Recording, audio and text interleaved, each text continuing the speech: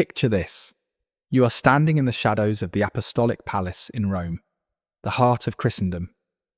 The year is 1501, and the autumn air is thick with the scent of burning wax, expensive perfume, and something else, something decadent and corrupt. Through a half-open doorway, you catch a glimpse of a scene that would make a sinner blush and a saint weep.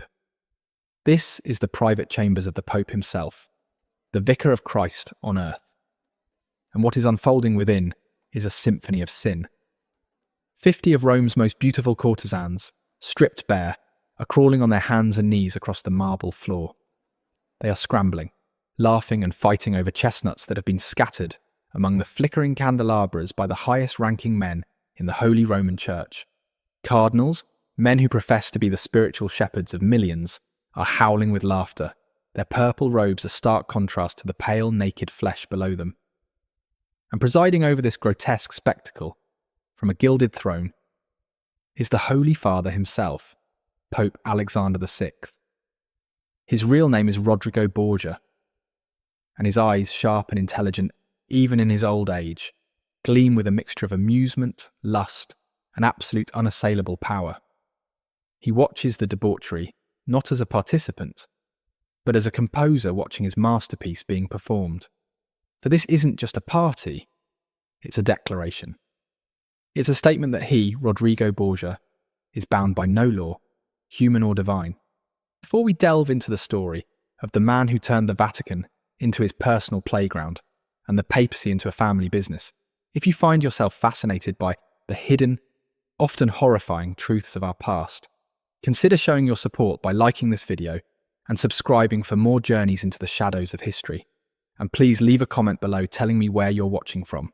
It's a profound thought that we can gather from every corner of the modern world, connected by technology, to unearth these forgotten tales of ambition and corruption together.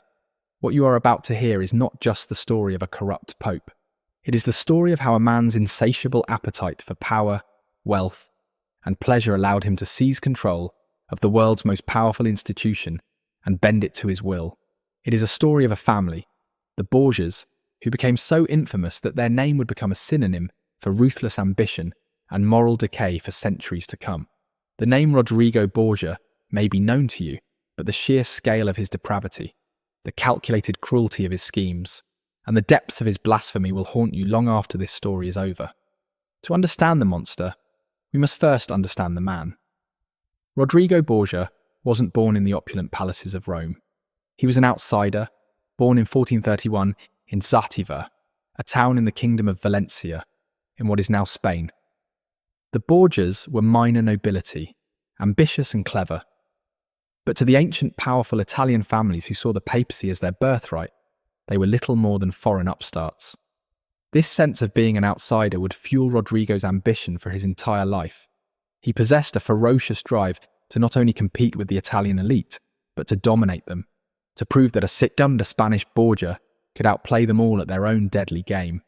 His ticket into this world came through his uncle, Alonso de Borja, who through a combination of political skill and sheer luck was elected Pope Calixtus III.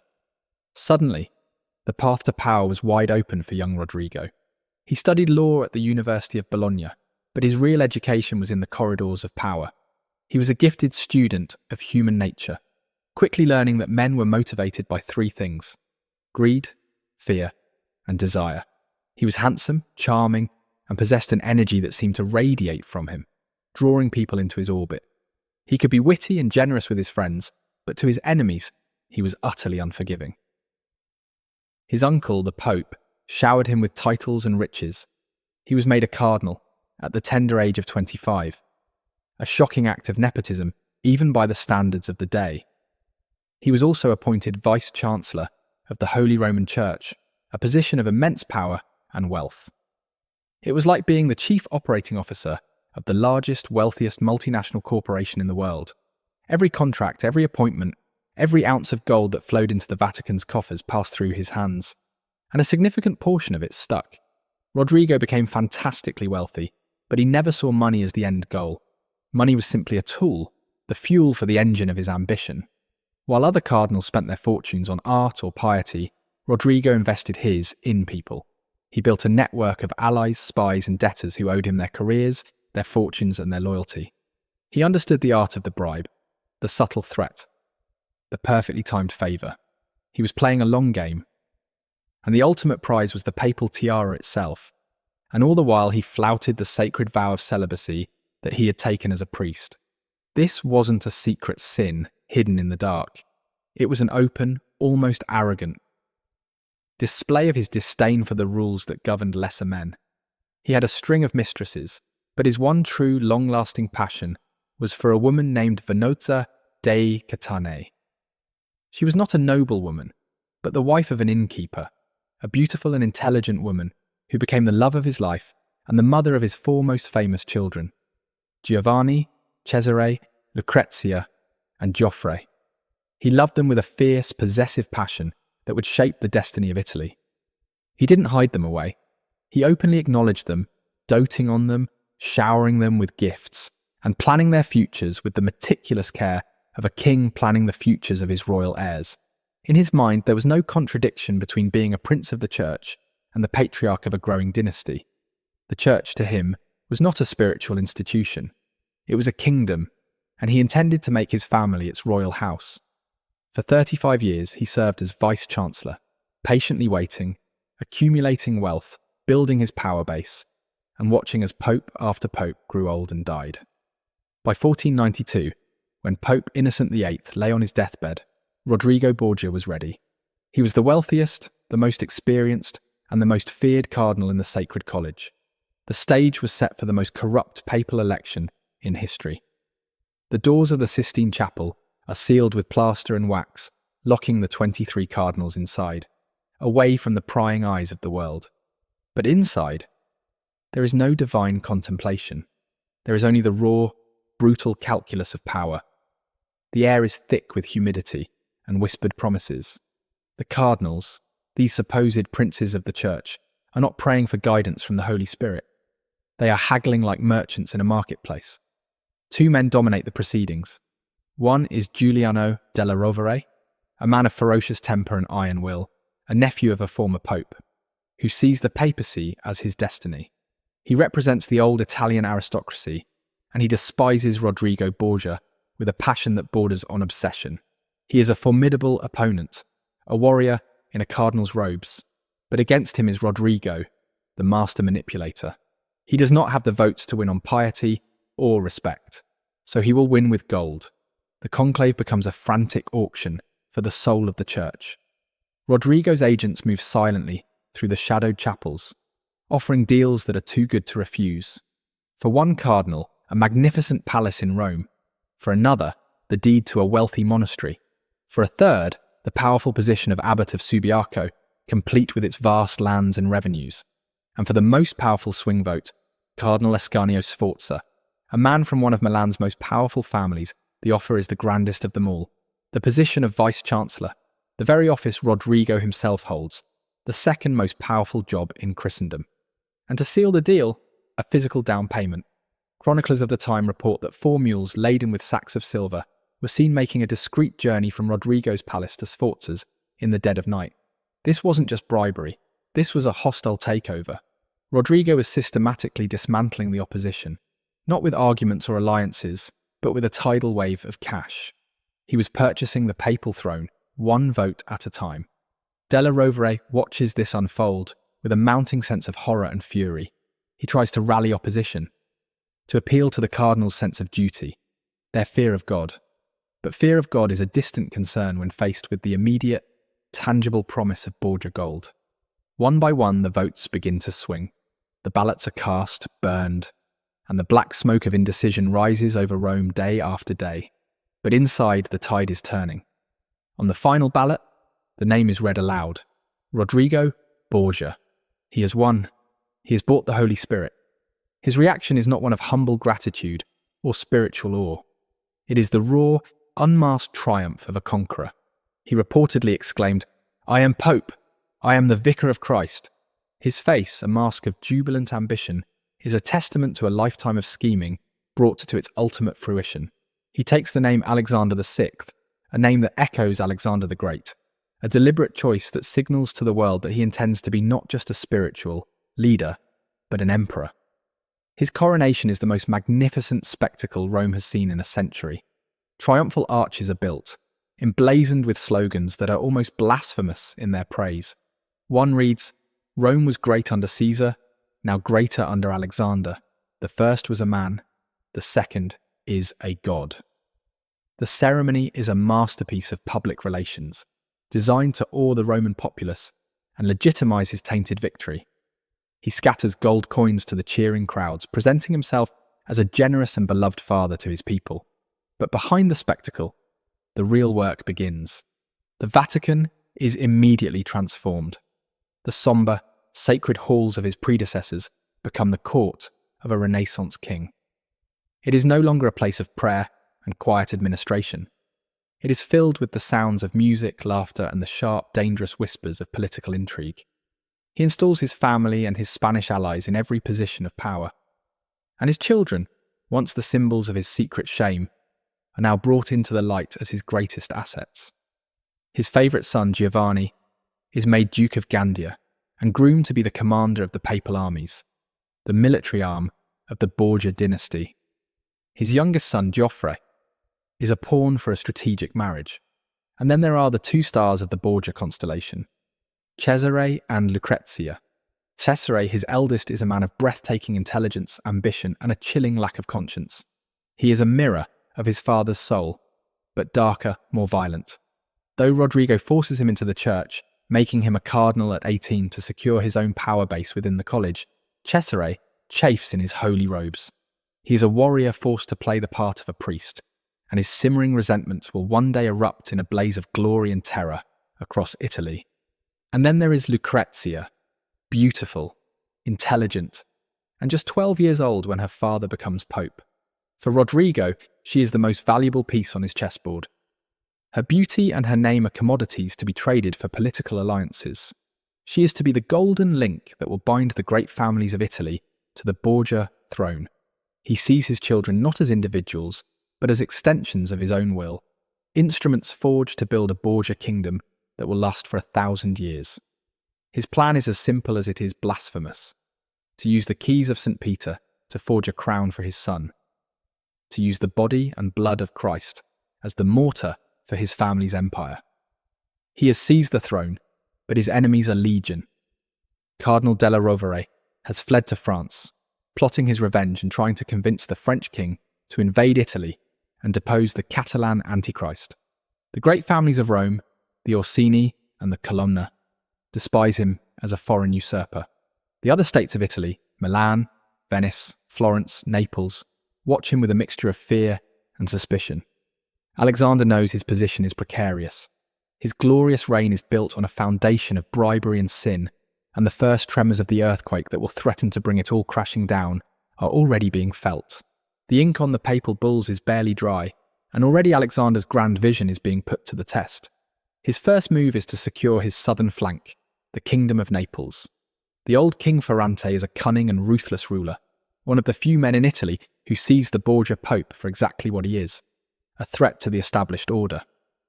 To neutralise him, Alexander orchestrates a marriage for his youngest son, the 13-year-old Geoffrey, to Sancha of Aragon, the illegitimate daughter of the king's son. But it is his other daughter, Lucrezia, who is the centrepiece of his strategy. At just 13, she is betrothed to Giovanni Sforza, the Lord of Pesaro, and a kinsman of the powerful Cardinal Ascanio Sforza, the man whose vote was so crucial in the conclave. The wedding is a lavish affair, a public demonstration of the Borgia's new power and wealth. But beneath the surface of the celebrations, the political currents are shifting dangerously. King Ferrante of Naples dies, and his successor Alfonso is a far weaker and less respected ruler. Seeing an opportunity, King Charles VIII of France, a young, ambitious, and slightly delusional monarch, decides to press his ancient family claim to the Neapolitan throne, and who is whispering in his ear, urging him on, promising him glory and an easy victory. None other than Alexander's sworn enemy, Cardinal Giuliano della Rovere. The French invasion of 1494 is a cataclysm for Italy. Charles descends from the Alps with a massive modern army, the likes of which the Italian city-states have never seen. His soldiers are hardened professionals, and most terrifyingly, they bring with them a new kind of mobile siege artillery, cannons that can shatter in hours the medieval walls that have protected Italian cities for centuries. Italy, a fractured patchwork of rival states, is utterly unprepared.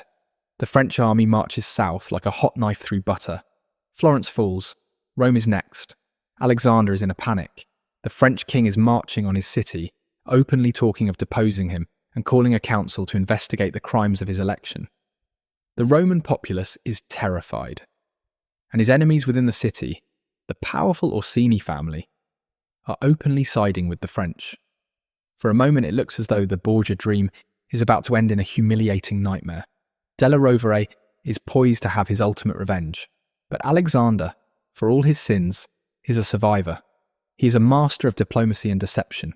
When Charles finally enters Rome, he doesn't find a defiant pope ready for a fight, but a charming and accommodating host.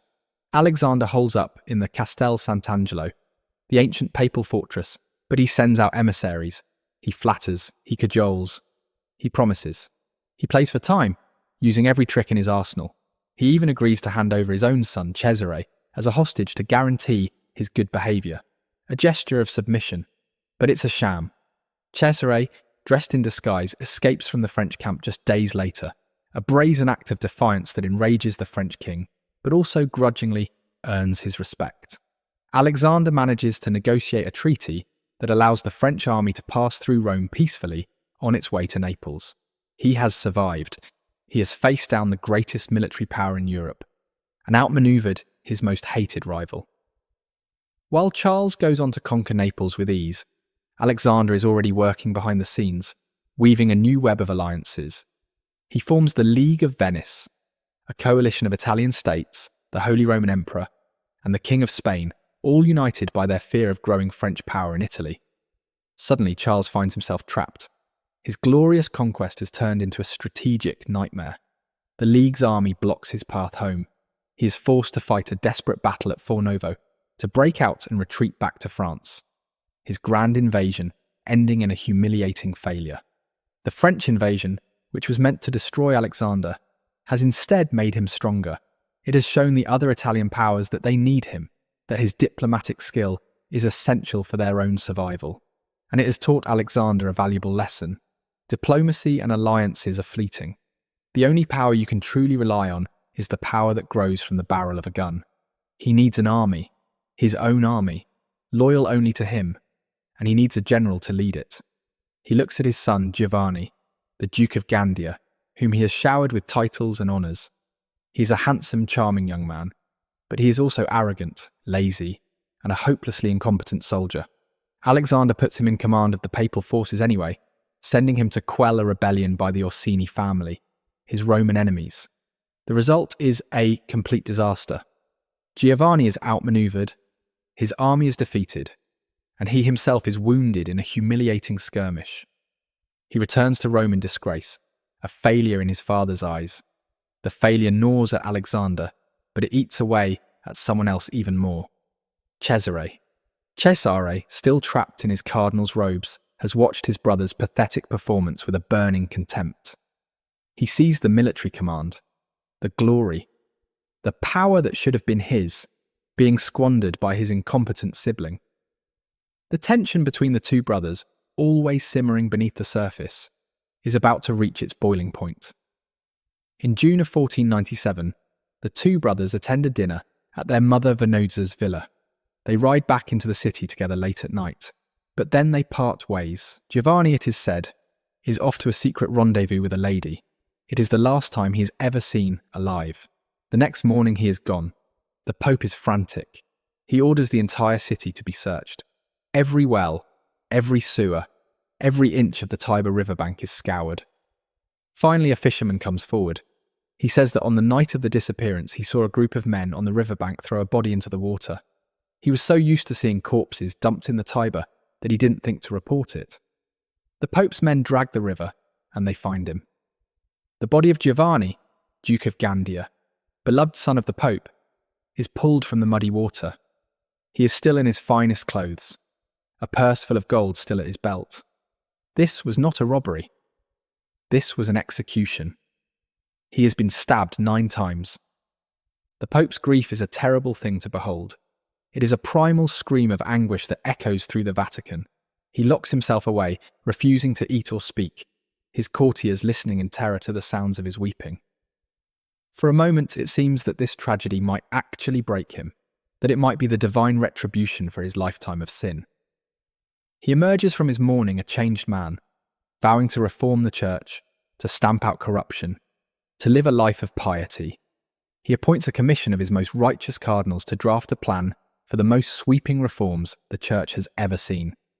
For a week, it seems a new era has dawned in Rome, but then the investigation into his son's murder comes to a sudden and inexplicable halt.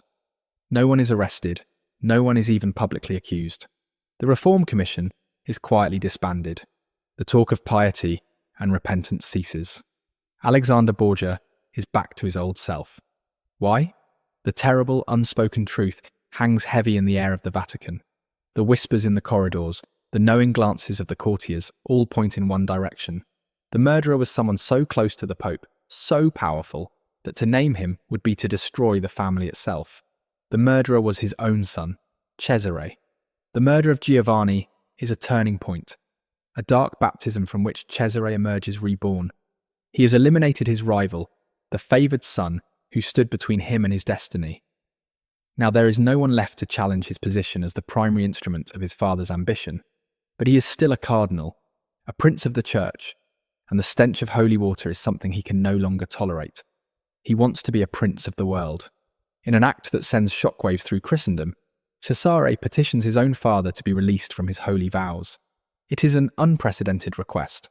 A cardinal's vows are meant to be for life, a sacred, unbreakable bond with God. But Alexander is no ordinary pope, and this is no ordinary request. He grants his son's petition. Cesare casts off his crimson robes in a public ceremony, literally and symbolically, shedding his identity as a man of the cloth. He is now a secular prince, free to pursue glory on the battlefield, and he wastes no time. His father, now fully committed to Cesare as the champion of the Borgia dynasty, needs a powerful new ally to replace the unreliable Sforzas. His gaze turns once again to France. The new French king, Louis XII, has his own ambitions in Italy, specifically to conquer the Duchy of Milan. He also has a personal problem. He is trapped in a loveless marriage and desperately wants an annulment so he can marry the beautiful Anne of Brittany and secure her lands for the French crown. An annulment is something only the Pope can grant. And so, a deal is struck, a diabolical bargain that will benefit both the King of France and the Pope of Rome. In exchange for the annulment, Cesare Borgia will be given a French bride of royal blood, Charlotte d'Albret, the sister of the King of Navarre. He will also be granted a French title, the Duke of Valentinois, which gives him his famous nickname, Il Valentino. And, most importantly, he will be given the full backing of the French army to begin his own conquest in Italy. The political landscape has been redrawn. The Borgias have cast aside their old allies and forged a new, far more powerful alliance with the French. But this new alliance requires a clean slate, and that means dealing with Lucrezia's husband, Giovanni Sforza. Her marriage, once the cornerstone of Borgia policy, is now a political embarrassment, a relic of a discarded alliance. Giovanni Sforza, already terrified of the Borgias after the murder of Giovanni, Duke of Gandia, suddenly finds himself a marked man. He rightly fears that he will be the next inconvenient relative to meet with a fatal accident. He flees Rome in terror, disguised as a peasant. Alexander, unable to have him killed, decides to have him humiliated instead.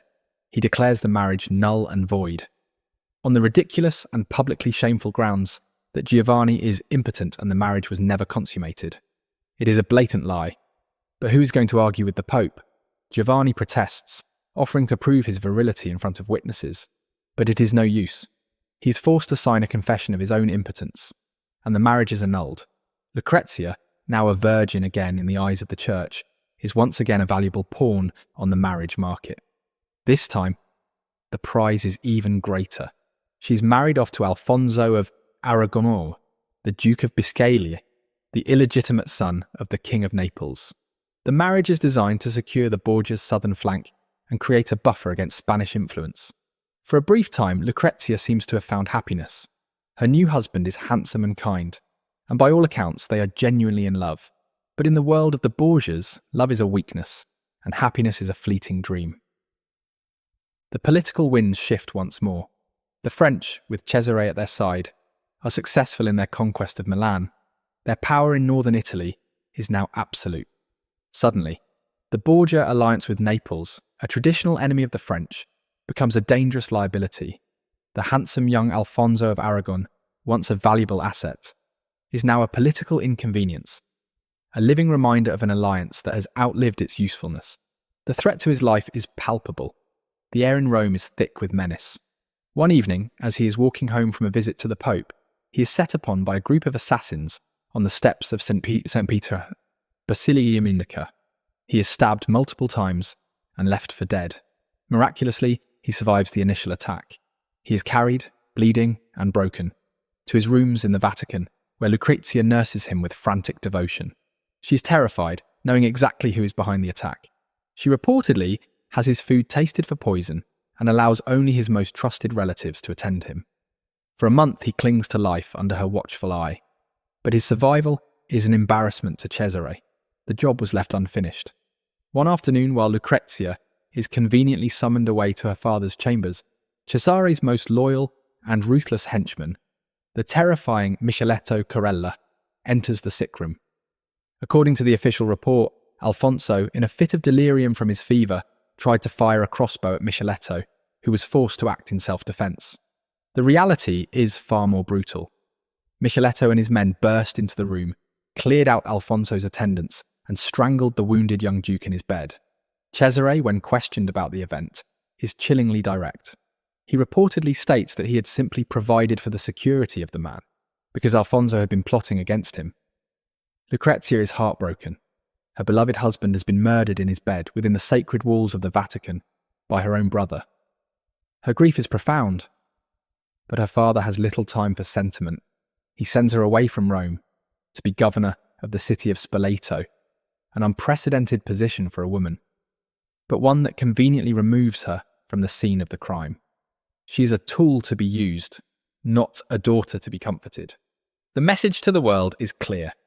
Nothing and no one will stand in the way of Cesare Borgia's ambition. With the French alliance secure and his domestic loose ends tied up in the most brutal fashion imaginable, Cesare is finally unleashed. His father gives him his blessing, and, more importantly, a river of gold from the church's coffers to fund his new army.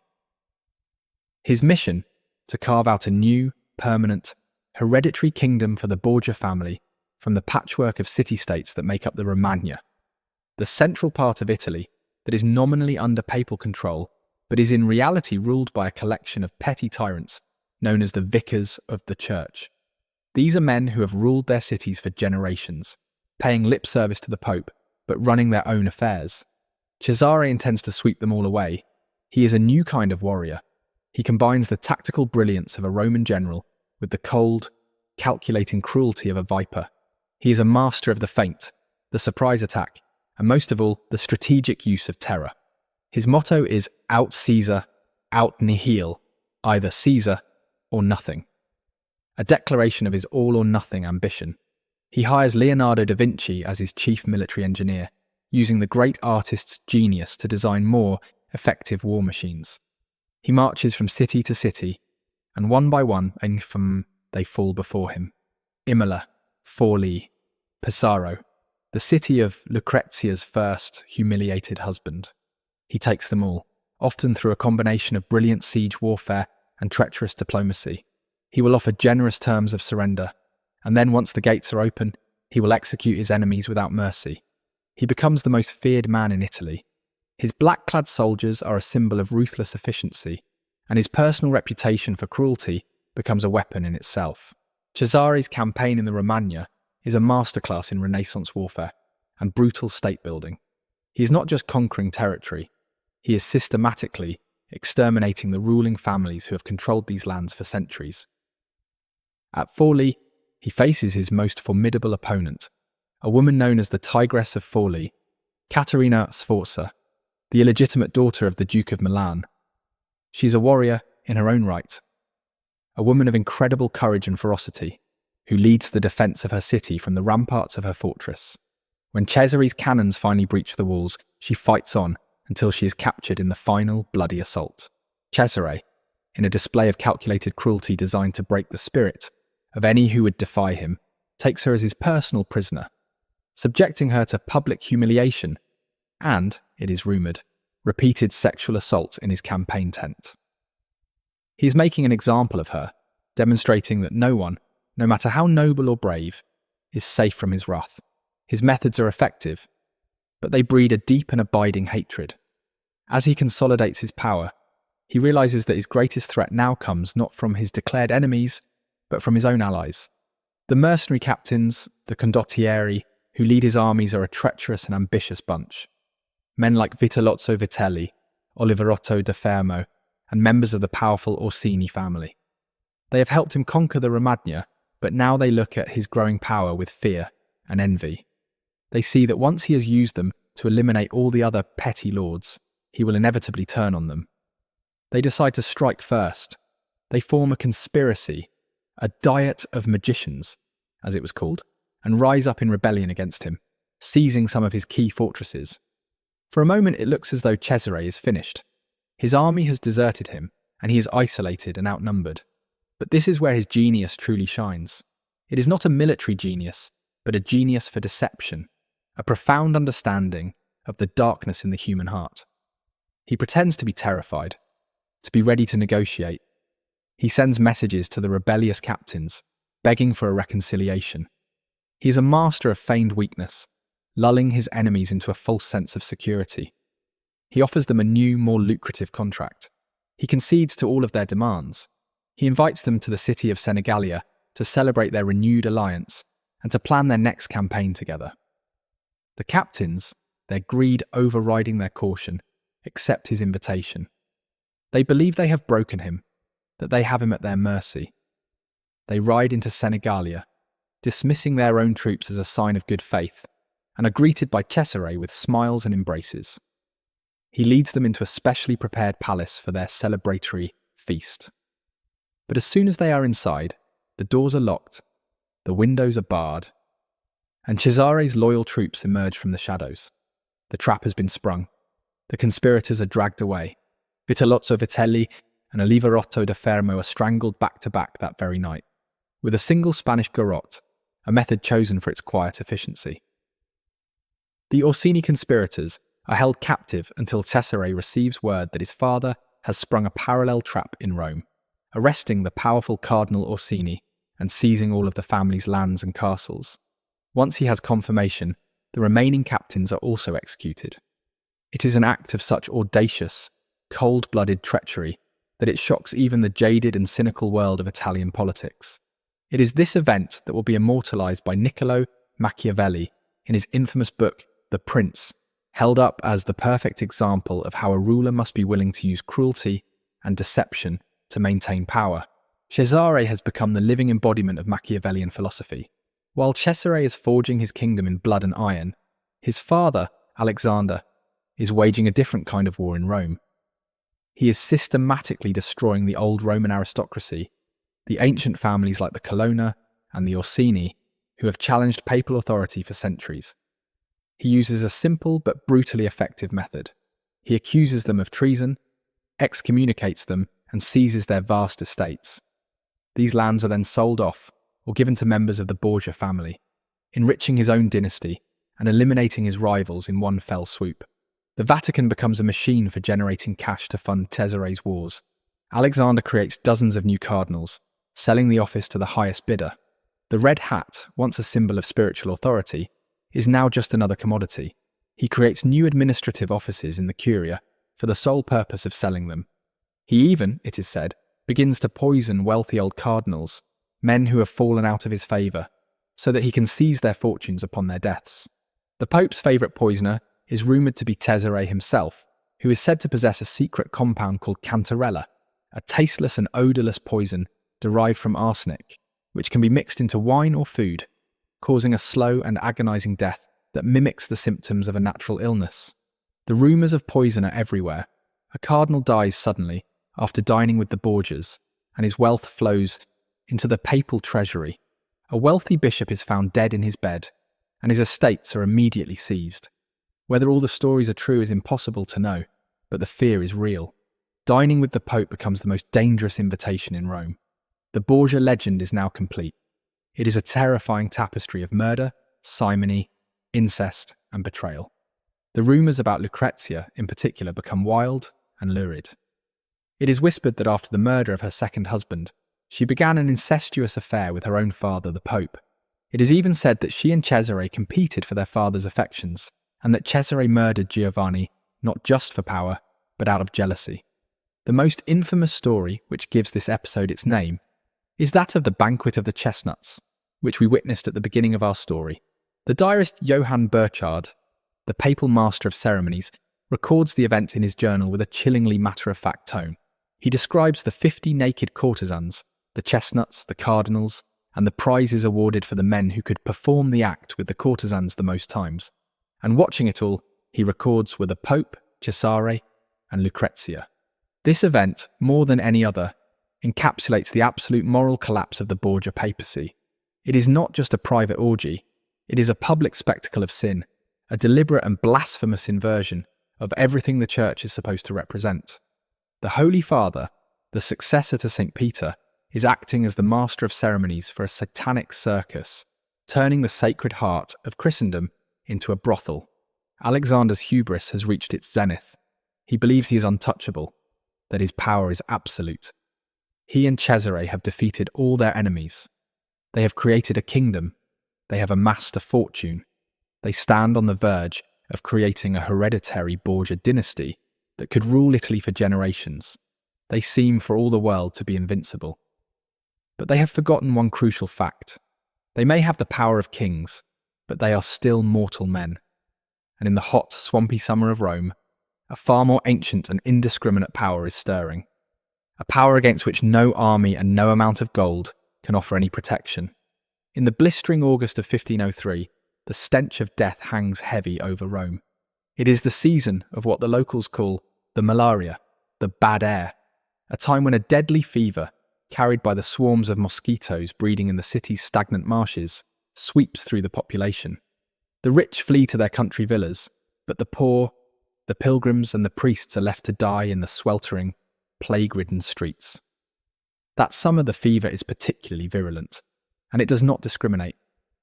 One evening after dining in the villa of a wealthy cardinal, both Pope Alexander and his son Cesare are struck down by the illness. The timing is suspicious, and a rumour immediately flies through the city that they have been poisoned, the victims of a miscalculation with their own deadly cantarella, accidentally drinking from the poisoned chalice they had intended for their host. The truth is likely more mundane, but far more powerful. They have been struck down by malaria, the great equalizer, a force of nature that cares nothing for papal tiaras or ducal coronets. The two men, the twin pillars of Borgia power, are taken back to the Vatican, consumed by a violent, raging fever. Alexander is 72 years old, his body weakened by a lifetime of excess. Cesare, at 28, is in the prime of his life, a man of legendary physical strength. Their reactions to the illness are a perfect reflection of their characters. Cesare fights it with a ferocious, almost insane willpower. He is said to have been submerged in a vat of ice-cold water to break the fever, and even more gruesomely, that his physicians disemboweled a live mule and placed him inside its steaming carcass, believing the animal's heat would draw out the poison. Miraculously, he survives, though he is left horribly weakened, his face bloated and scarred, a shadow of the handsome and terrifying figure he once was. But the old Pope is not so fortunate. For 12 days he writhes in agony. The illness ravages his body, turning it into a grotesque caricature. According to the chroniclers, his body swells up and turns black, his features becoming almost unrecognisable. On the 18th of August, after a final, desperate confession, Pope Alexander VI, Rodrigo Borgia, is dead. The moment the news of his death becomes public, the carefully constructed Borgia Empire begins to crumble. The Vatican is thrown into chaos. Servants and soldiers, loyal only to the Pope's gold, rampage through his apartments, stripping the rooms of everything of value before the body is even cold. The Roman populace, held in check for a decade by fear, erupts in a frenzy of celebration and revenge. The Spanish soldiers and officials who had been the instruments of Borgia rule are hunted through the streets. The enemies of the Borgias, the Orsini and the Colonna, who had been crushed and exiled, come storming back to Rome, eager to reclaim their lands and exact their vengeance. Everything depends on Cesare. He is the Duke of the Romagna, the Captain General of the Church's armies. But he is a general without a command post, a king without a kingdom, lying on his sickbed. His body broken by fever, while the world his father built collapses around him. He is too weak to even ride a horse, too sick to impose his will on the frightened cardinals who are now gathering to choose a new pope. He is a tiger with its claws and teeth pulled, a terrifying but ultimately powerless creature. The funeral of Alexander is a scene of pure horror. The summer heat has accelerated the decomposition of the body with terrifying speed. The papal diarist Burchard records that the corpse became so swollen and bloated that it no longer fit in the coffin. The undertakers, cursing and sweating, are forced to roll the putrefying remains in a carpet and literally stomp and push the grotesque, blackened mass into the cypress box, the force of their efforts causing the body to rupture and release a foul, pestilential odour that fills the basilica. It is a disgusting and ignominious end for a man who saw himself as a god on earth. His death is not seen as a moment of solemnity, but as a moment of liberation. A popular story circulates that a demon was seen in the Pope's chamber at the moment of his death, come to claim the soul he had sold so many years ago. In the conclave that follows, Cesare is powerless to influence the outcome. His enemies, led by the indefatigable Cardinal Giuliano della Rovere, are in the ascendant. They elect a compromise candidate, a frail, old man who takes the name Pius III. His reign lasts only 26 days before he too dies, likely of natural causes, but in the paranoid atmosphere of Rome, poison is of course suspected. A new conclave is called, and this time there is no doubt about the outcome. Giuliano della Rovere, the man who has dedicated his life to destroying the Borgias, is elected Pope.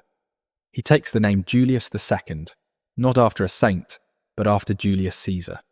He is the warrior Pope, and his first priority is to dismantle every last vestige of Borgia power. He demands that Cesare surrender his castles in the Romagna, the core of his hard-won duchy. Cesare, still weak and now politically isolated, tries to negotiate, to bargain.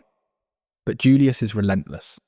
He has Cesare arrested and imprisoned in the very same Castle Sant'Angelo from which the Borgias had once ruled Rome. Cesare, the man who had terrified all of Italy, is now a prisoner. He eventually agrees to surrender his castles in exchange for his freedom.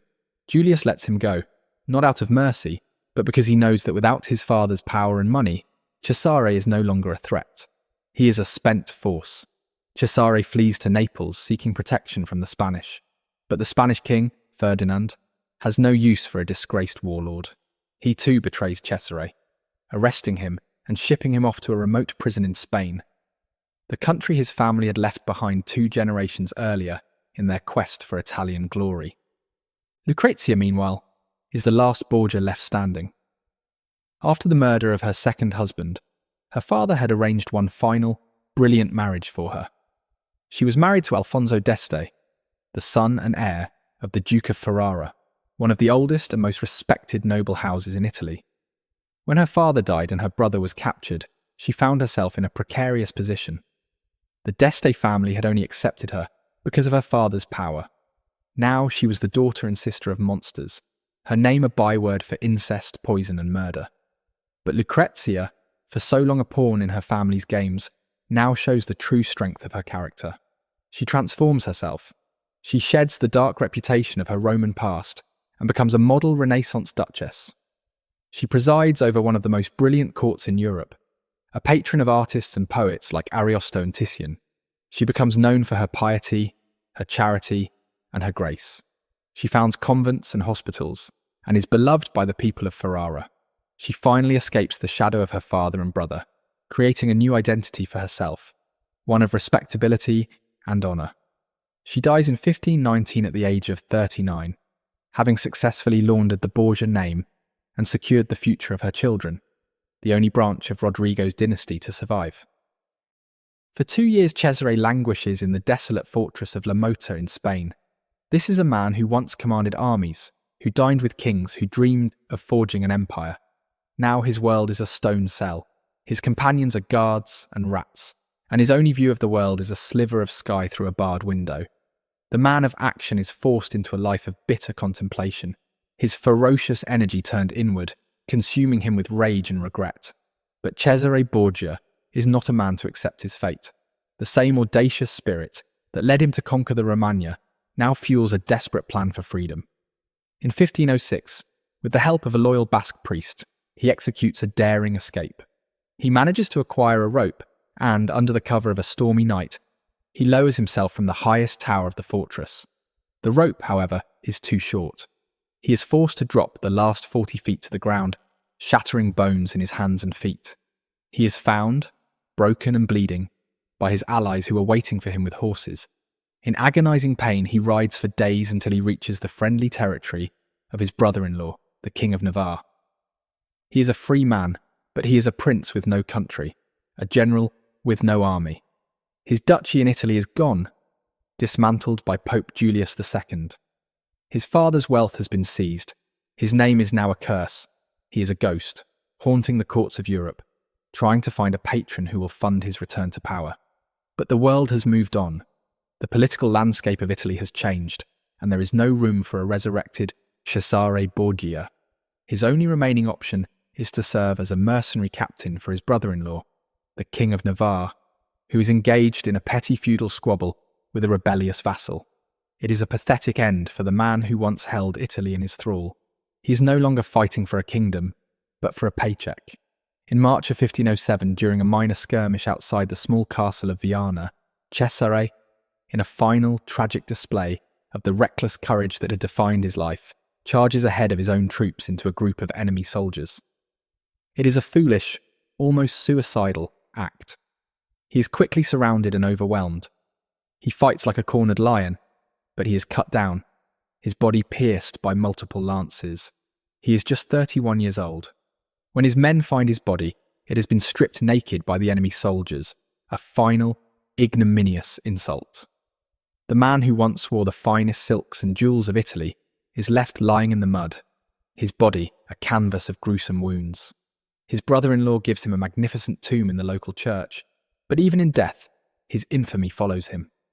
Years later, a bishop, horrified that such a great sinner was buried in a sacred place, has his remains dug up and reburied in an unconsecrated patch of ground in the middle of the road, so that men and beasts may trample on his shameful memory. Thus ends the story of Cesare Borgia, the man who was to be a king, the man who inspired the prince. His life, a blazing comet that lit up the Italian sky, has been extinguished in a muddy field in a forgotten corner of Spain. His ambition, like his father's, has turned to dust. The Borgia dream is over. Their name, however, will live on, not as the founders of a great dynasty, but as the ultimate symbol of corruption, ambition, and the dark, seductive allure of absolute power. The legacy of Alexander VI is a complex and terrifying one. For centuries, he was seen as the ultimate Antichrist, a monster who sat on the throne of St. Peter. Protestant reformers would use his story as the ultimate proof of the corruption of the Catholic Church, a rallying cry for their revolution. And there is no doubt that he was a deeply flawed and sinful man. He was guilty of simony, of nepotism, of lust, and very likely of murder. He saw the church not as a spiritual institution, but as a secular kingdom, a tool for the advancement of his family. He used his sacred office to amass wealth, to wage wars, and to satisfy his carnal desires. The Banquet of the Chestnuts, whether it happened exactly as Burch had described it, or was an exaggeration, became the symbol of a papacy that had lost its moral compass, that had become a grotesque parody of its sacred mission. But to see him only as a monster is to miss the full picture. In the ruthless world of Renaissance Italy, Rodrigo Borgia was a product of his time, just a more successful and more audacious player of the game than his rivals. The cardinals who elected him were just as greedy and ambitious as he was. He was simply better at the game. The Italian lords he sought to destroy were just as cruel and treacherous. He was simply more effective. In many ways, he was a highly capable ruler. He was a brilliant administrator and diplomat. He brought a measure of order to the chaotic streets of Rome. He was a great patron of the arts, commissioning works from masters like Pinturicchio and Michelangelo. He took a keen interest in the New World, drawing the famous line of demarcation that divided the newly discovered lands between Spain and Portugal. He was a man of immense charm, intelligence and energy, a true Renaissance man in every sense of the word, but his virtues were completely overshadowed by his vices. His fatal flaw was his inability to see any distinction between his personal desires and his public duty. He believed that what was good for the Borgias was good for the church, and in pursuing his family's ambition with such relentless amoral fervour, he brought the institution of the papacy to its lowest point in history. The story of the Borgias is more than just a lurid tale of historical scandal. It is a profound and timeless cautionary tale. It is a story about what happens when an institution, whether it be a church, a government, or a corporation, loses its moral and ethical foundation. It is a story about how absolute power, without the check of conscience or accountability, inevitably leads to absolute corruption. Rodrigo Borgia believed he could make a deal with the devil and still come out on top. He believed he could use the tools of sin, bribery, murder, lust, to achieve a noble goal, the creation of a stable and powerful kingdom for his family. But in the end, the devil always collects his due. The poison he used to destroy his enemies ultimately consumed his own family. The violence he unleashed upon Italy ultimately led to the pathetic death of his beloved son. The dynasty he dreamed of building turned to ash in his mouth. In the end, the most powerful man in the world died a miserable, lonely death, his body so corrupted by disease that it was barely recognisable as human, his name destined to be forever linked with the very worst impulses of the human soul. His story serves as a chilling reminder that the pursuit of power without principle, of ambition without morality, is a road that leads not to glory, but to ruin.